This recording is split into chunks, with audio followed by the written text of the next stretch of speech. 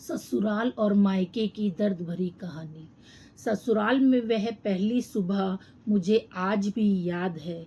कितनी घबराकर मैं उठी थी, यह सोचती हुई कि कहीं देर ना हो जाए। सब ना जाने मेरे बारे में क्या सोचेंगे। केवल एक रात ही तो नए घर में कटी थी और इतना सब कुछ बदल गया। जैसे आसमान में उड़ती चिड़िया को किसी ने मोती के लालच देकर पिंजरे में कैद कर लिया हो। शुरू के कुछ दिन तो यूं ही गुजर गए। एक दिन हम बाहर घूमने गए। जब हम वापस घर आए तो सासू माँ की आंखों में खुशी तो दिख रही थी, लेकिन केवल अपने बेटे के लिए ही। मैंने सोचा कि शायद नया नया रिश्ता है, एक दूसरे को समझने में कुछ वक्त लगेगा। लेकिन समय ने जल्द ही एहसास करा दिया कि मैं यहाँ बहू हूँ, इसलिए मैं जैसा चाहूँ वैसा नहीं कर पाऊँगी। कुछ कायदा और मर्यादा है जिसका मुझे पालन करना होगा, जैसे कि धीरे धीरे बात करना, धीरे से हंसना, सबके खाने के बाद खाना। यह सब आदतें मुझ में अपने आप ही आ गई। माँ से भी बात कम होने लगी, जिसकी वजह से मुझे पीहर की याद आने लगी।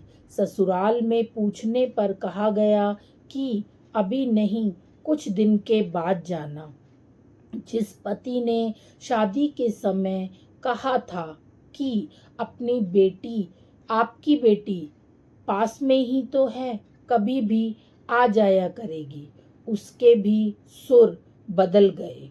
अब मुझे धीरे धीरे ये समझ में आ गया था कि शादी कोई बच्चों का खेल नहीं है।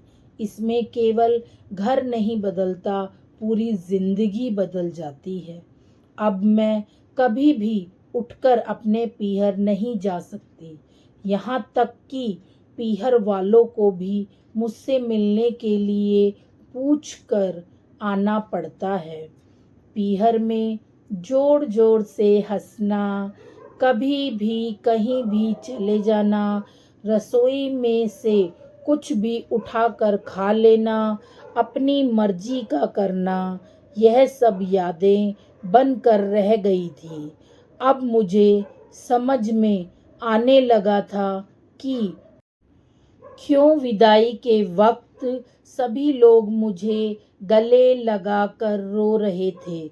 असल में मुझसे दूर होने का एहसास उन्हें हो रहा था, लेकिन एक और बात थी जो उन्हें अंदर ही अंदर परेशान कर रही थी कि अब जिस सच्चाई से मुझे इतने दिन दूर रखा गया है, वह सच्चाई मेरे सामने आने वाली थी।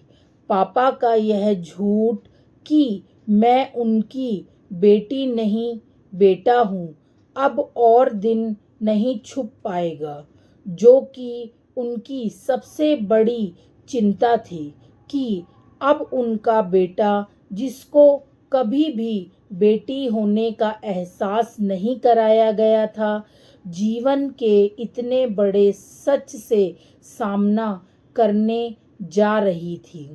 वही माँ को भी चिंता सता रही थी कि उनकी बेटी अभी तक कोई एक काम भी नहीं किया करती थी, अब वह पूरे परिवार की जिम्मेदारी कैसे उठाएगी।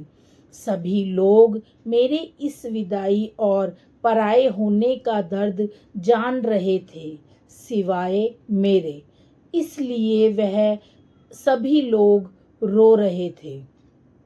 आज मुझे समझ आ गया कि उनका रोना गलत नहीं था।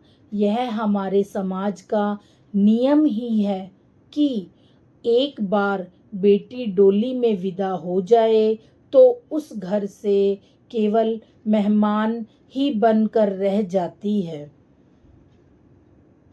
फिर कोई चाहे कितना क्यों ना कह ले कि यह घर आज भी उसी का है, सच तो यह है कि अब वह कभी भी यूं ही अपने पीहर नहीं जा सकती, चाहे कितनी भी समस्या और परेशानी क्यों ना आ जाए। मुझे ही हल करना है, हंसते हुए या गम छुपाते हुए। तो अगर आपको मेरी ये कहानी अच्छी लगी हो तो प्लीज़ मेरे चैनल को सब्सक्राइब कीजिए, वीडियो को लाइक कीजिए, इसे शेयर कीजिए। आपका एक मोटिवेशन, आपका एक कमेंट हमें प्रोत्साहित करता है ऐसी ही अच्छी अच्छी वीडियो लाने के लिए। इसी के साथ सबका धन्यवाद।